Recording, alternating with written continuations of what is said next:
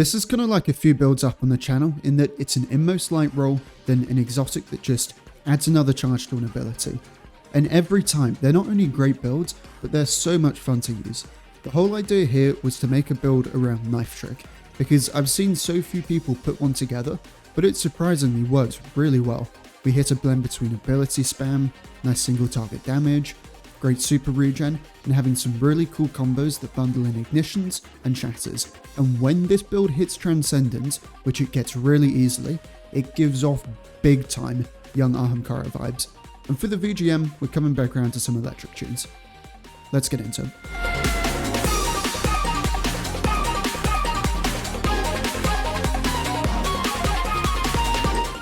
Here's a quick build, timestamp on screen for combo loops and gameplay tips if you want to skip over ability descriptions. Winter Shroud, Gunpowder Gamble, Duskfield, Knife Trick, Gambler's Dodge, Facet of Dawn, Hope, Ruin, Mending, Purpose, Blessing. Here's your mod setup. Exotic class item is Spirit of Inmost Light and Coyote, and weapons in the build are flexible, but Chill Clip is an almost mandatory perk here. Your super can be anything. I said it before, but the whole idea here is to make Knife Trick actually work. The build plays into the Scorch the melee applies and higher damage of Knife Trick by using dodges to set up shatters, ignitions, and some pretty hard hitting melees too in the combos. I'm going to try speed through ability descriptions so we can get into the combos the build does, as that's really where this build gets quite a lot more interesting. The thing that really makes this whole setup mesh together is the class item. Spirit of Inmost Light on using an ability gives the other two increased regen, which can stack up to 2 times, 400 or 800% increased base regen for grenade and melee, and class ability gets 25 or 50% increased base regen. Spirit of the Coyote is just another dodge charge. I'm going to hesitantly say Spirit of Syntheseps could work here. It does give you some really high single target damage and big ignitions, and whilst it sounds great on paper and can do stuff like this, I felt it just lost out to the utility, survivability, and spam that Coyote offered. And to anyone wondering, yes, I tried Ophidia, and no, it didn't feel great, or at least it didn't feel as good as this. For abilities, Knife Trick is the centerpiece of the build. You throw 3 knives, each one applies 20 Scorch, and these knives have a 1.3 times precision damage multiplier, so aim for the head. You can slightly change the way the knives are thrown, at least on MNK, by flicking to the right just before throwing to get a wide spread, and flicking to the left to tighten the spread.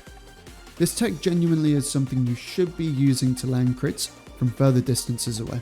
Your grenade is Duskfield, which applies slow in an area, and you're taking Gambler's Dodge to get a melee reset on dodging near an enemy. For your aspects, Winter Shroud is the first, where on dodging near an enemy, you apply 60 slow, and for just dodging, you get a 50% damage resist for 4 seconds. But really importantly, when applying slow, you get 300% increased base class ability regen. It's why I'd super recommend something with Chill Clip in the build, as it gives you a reliable way outside of Duskfield to top that ability energy up. Your second aspect is Gunpowder Gamble, where on getting solo weapon kills or ability kills, you charge up a grenade that causes an ignition. And for your super, it's really up to you, but Silk Striker's got some cool interactions. Otherwise, Tether, Silent and School, or Goldie all have their own unique pros in the build, which I'll go over later. For Fragments, we've got 3 that are helping out our survivability. First is Facet of Mending, where we get Cure on a grenade kill, and Cure times 2 while Transcendent. Facet of Purpose, which gives us a buff on picking up an orb, depending on your equipped super. And then Facet of Blessing, where melee kills start health regen. For your other fragments, you're wanting Facet of Dawn, where we get Radiant on a powered melee hit, and Radiant for you and nearby allies on a powered melee kill. This is here for anti-barrier, plus an almost 25% weapon damage boost is nice, and it works really nicely with our next fragment, Facet of Hope, which gives us 60% increased base class ability regen, while we have an elemental buff. Lastly, we've got Facet of Ruin, which gives ignitions increased radius, and makes our shatters have a larger radius and deals slightly more damage. This fragment list is really flexible though. I've tried versions that use Facet of Courage, Balance, Awakening, Command, and they all felt great. If you even wanted to go for something like Grace with a kinetic weapon for some more transcendent spam, you absolutely could. I encourage you to switch up your stuff if you want to. This by no means needs to be your fixed list, and will pretty likely change depending on where you plan on taking this build. Right, this is the important stuff. Combos and gameplay tips. What we're wanting to do is use Winter Shroud and Duskfield to chain freezes together whilst refreshing our throwing knives. In doing so, we're able to hit 3 knife tricks, 2 of which will be damage boosted as they'll be hitting a frozen target, and this is a solid boost in damage, going from base 13,000 on a crit in my testing, up to 30,000 on a crit when frozen. So if you're wanting to stick a bit of damage into a healthier enemy, your combo is going to look like this. Duskfield Grenade, Knife Trick, Dodge. Get the first freeze, Knife Trick, dodge again for the second freeze, Knife Trick. This combo already does a bunch of knife damage, 2 shatter procs and 1 ignition. But if we then add in Transcendence, we can then immediately follow up with another knife trick from the reset, which will cause another ignition, and then Hailfire Spike, which will apply slow, kickstarting your Winter Shroud bonus regen. And from there, it's just grenades, knives and dodges, working in your weapons in between chucking stuff. And for Ad Clear, there's no set in stone combos, but you'll be looping in GPGs way more, and apart from that, it's just a lot of spam using freezes and ignitions for clearing out rooms. And for gameplay tips, there's way more here than what you might think. Let's start with Inmost Light as it has some unique interactions. Gunpowder Gamble counts as an ability, meaning it'll proc 1 times empowered Inmost, but the more nuanced stuff comes from Knife Trick. The Scorch that the melee applies will trigger Inmost Light, meaning off of 1 fan, you can get up to 15 seconds of 800% grenade regen and 50% class ability regen, so you're incentivized to land a full melee. If you miss knives, you get less Scorch, which means less Inmost timer. If you trigger an ignition on a target, the ignition will count as reprocking Inmost Light, refreshing the timer, but as ignitions remove Scorch, it'll be set to 5 seconds once the ignition goes off, and no longer get Scorch Inmost regen. You're aiming to get ignitions in the build, and normally by the time you knife, dodge, knife, you'll have had plenty of regen for your dodge and Duskfield. This is one of the more important tips with knives and hailfire.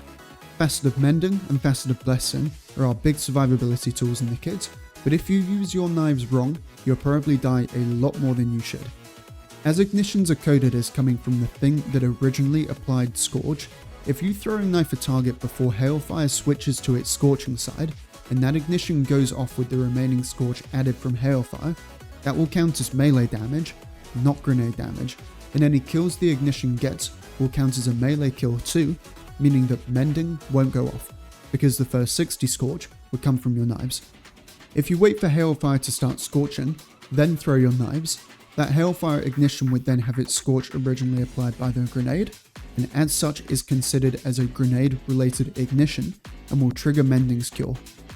It's a small difference, but if you're ever wondering why Mending might have not been procced, this is most likely the reason. On the flip side though, priming an enemy with a knife trick and then having hailfire finish the rest of the Scorch with the ignition going off and killing something will then start Facet of Blessing's health regen, as the Scorch that started the ignition would have been melee damage Scorch. This same thing goes for if you land 2 knife tricks on a target in a row and the ignition kills them or anything near. The ignition was created by your melee and will trigger melee related fragments and mods like Blessing or Heavy Handed.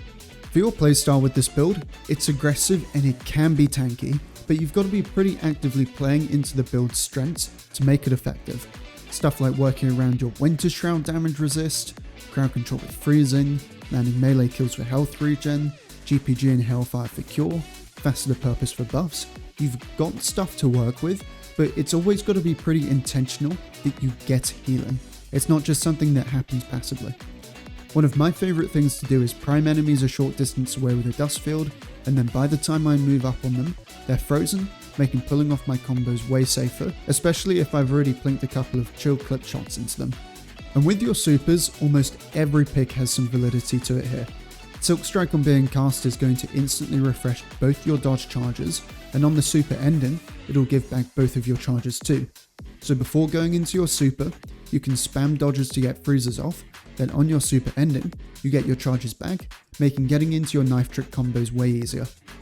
Silk Strike also benefits from Winter Shroud during the super, meaning you have Overload and Unstop Stun, the slow getting overloads, and 2 dodges getting unstops with the shatter. But for the others, Tether and Silence and Squall sit kind of in the same category, in that they make fighting around your super much safer. Throw them out, and then you can brawl safely around where your super is lingering. Tether also gets the added bonus of getting Void Overshield from Facet Purpose, which is great here, as health regen won't be interrupted whilst an Overshield is up, meaning Blessing gets more reliable in full healing you. And Goldie, outside of just being great, gives restoration off her Facet Purpose, which is a really strong source of healing. And for dealing with champs, this build's got a load of great stuff. Slow from Duskfield, Winter Shroud and Chill Clip weapons is great for overloads, and ignitions from Knife Trick, Gunpowder Gamble, and Chassis Run stops. The build is also amazing for content that has barrier champs, as you're able to spam your knives so often that Radiant is basically up permanently. And lastly, this build is also really good at getting Transcendence, but also using it. Between Winter Shroud and Duskfield you've got great Dark Transcendence, and from Knife Trick and Gunpowder Gamble you've got light damage sorted too. But apart from being good at getting Transcendence, it's great at working around Hailfire Spike as well. Hailfire is the highest damage Transcendence grenade, but its damage is over a longer phase, but because we've got so many ways to apply slow, a Knife Trick for Scourge, we're essentially able to make that grenade reach its damage faster. A dodge or a couple of chill clip shots makes reaching freeze take about a second, and landing all your knives when the grenade is on its scorching side makes the ignition trigger way sooner, which is nice for making that grenade feel a bit more immediate with the damage it deals. And there's not much more I can add to this part. Pick up the build, run it through some content, you'll get into the swing of it pretty quickly. For your weapons, this build has a lot of flexibility for what you can run, but something in the heavy slot with some burst is definitely nice. In a lot of runs I was using Parasite, which felt great, but legendary options here like Apex Predator or Edge Transit could be some best in slot for burst. Aga's Scepter or Icebreaker could have some cool interactions here with slow and ignitions. You're also really wanting Solar in at least one slot for Gunpowder Gamble. And outside of what I just mentioned, there's not so much gun recommendations, more perks you might want to keep an eye out for, with the main one being Chill Clip. Outside of Winter Shroud Slow itself and Duskfield, you don't have a way to reproc Winter Shroud bonus class ability regen, so having one of your guns be able to do that is amazing here, and it can genuinely start to make its own combo loops, as well as massively help out keeping your dodge charges topped up. One shot from a Chill Clip gun plus a dodge is now an instant freeze, no matter what Chill Clip gun you use. I was running this build with a Tanisha's Mastery, and being able to have a gun that can super quickly just pop off 40 slow felt so game changing for the build. But as long as you've got something with Chill Clip, you're chilling. Get it? Okay, I'm just going to keep on going. Another perk that's nice to have but not mandatory is Incandescent. If you land every hit with Knife Trick, you apply 60 Scorch, and Incandescent spreads 30 Scorch from killing an enemy, so sometimes you'll get ignitions off this perk when combining it with Knife Trick. And then something like Demolitionist or even Strategist could be nice for getting bonus ability regen. Rhyme Stealer could be an option here, but then you're faced with a dilemma of, do I want my knives to get bonus damage, or do I want to get some Frost Armor stacks? It's up to you really what you value more here. Apart from those, just use some perks that see meta use. Right, last part before Seasonal Artifact mods, and that's our actual Armour Mods. If you've seen some of my stuff in the past, you know I'm a Dynamo distribution believer, and saying as this is a class ability spammy build, it fits in perfectly.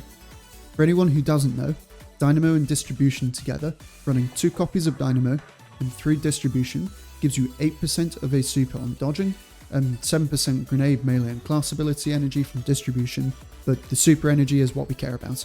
With the roaming super changes they've just made, it's pretty clear that weapon damage is the way to go if you want to spam roaming supers, but this build spends a lot of time slinging abilities, which doesn't net super regen anywhere close to the gains of a weapon. So I know the super regen here might not look as impressive as some other stuff you might have seen, but this build really puts out some great regen time for the one and done supers. And if you're really close to a super, using this mod setup you can double dodge and straight away that's 16% of your super just charged up. I'm also going to have 2 mod setups here. One promotes a more aggressive playstyle with triple heavy handed, but in playing aggressive you get more orbs, which is more recuperation and Facet Purpose buffs. If you like a slightly more passive playstyle, there's also going to be a grenade kickstyle version, which lets you get more dusk fields off, making your gameplay feel a bit safer. For both versions though, apart from Dynamo on the helmet, if you're using Silence and School or Goldie, go with Harmonic Siphon, and for anything else, go with Solar Siphon. On the arms, for the aggressive version, go for triple heavy-handed, and for the kickstart version, swap one off for grenade kickstart. On the chest, for the aggressive version, take damage resist mods matching whatever activity you're heading into, and for the kickstart version, you're wanting one copy of charged up. On the legs, for both versions, take a solar holster and a recuperation. For the aggressive, take one absolution, and for the kickstart version, take a stacks on stacks. Class item is triple distribution for both builds. If you're watching and it's not episode Revenant, you can skip ahead to the timestamp, otherwise your seasonal artifact mods are pretty influenced by the super you choose. If you're running Silence in School, you get access to Frost Armor from Purpose, or if you're hard building into running Rhyme Stealer for Frost Armor, there's a few mods exclusive to those combos that are worth picking up in one with Frost and Armor of Aramis. If you're running a grenade launcher, Rapid Impacts, Concussive Reload, and Kinetic Impacts are all nice choices. If you're running the kickstart version of the mod setup, the thick of it is an amazing way to get extra armor charges, otherwise across every version of this build you 100% want Curative Orbs and Brain Freeze. And that's a wrap. I will say, I was slightly worried that Knife Trick was going to be lacking without Knock 'em Down, but this build was really good without him. I think Transcendence plays a massive part in making this build feel good, and also making it just feel so much fun. It not only gives off Young Ahamkara vibes in just a load of grenade and melee spam, but Knife Trick is one of my favourite melees in the game, both as the thing just sounds so cool, but it also just looks awesome to throw. And I know the footage here isn't from a GM, it's not because I'm not confident in the build, as soon as we get a reset, soloing a GM with this build is going to be a priority, but Oscillation is the modifier at the time of recording footage and also writing the script. I don't think it's a bad modifier, it's more that it makes the footage look confusing. As I've said, you should be using a chill clip gun, which, let's be honest, is going to be Riptide, Tanisha's, Critical Anomaly, or Deliverance in most cases, and then I can't use those because they get hit with a damage nerf. That's not a fault of Oscillation, it's just bad luck with the timing of the GM we've got at the minute. Anyway, that's why there was no GM. Hopefully you can expect to see some solo GM stuff next week with this setup and let it flex its muscles a bit in content where it's not that hindered. That's about it from me though. See ya.